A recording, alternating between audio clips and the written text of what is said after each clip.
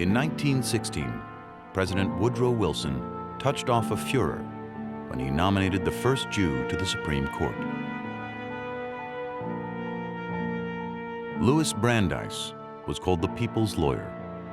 He had distinguished himself defending trade unions, advocating for women's suffrage, assailing giant corporations.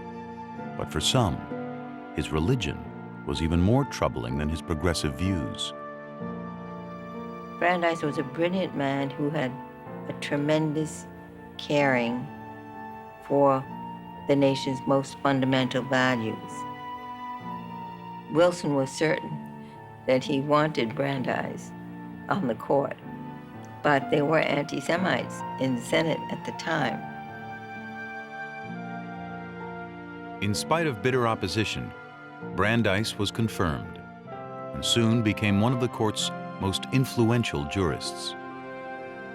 But he continued to confront anti-Semitism from within the court itself.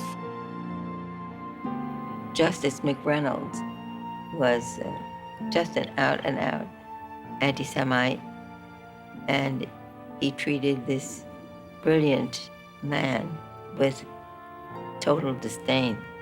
When Brandeis would speak at a court conference, McReynolds routinely would stand up and leave the room. And one year there was no official portrait of the court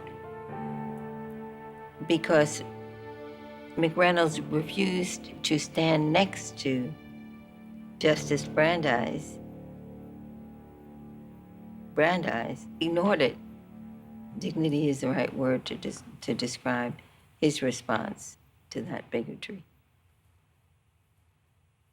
Brandeis was an American Jew, but he had come late to a sense of his Jewish identity, which is what would make his story so unusual.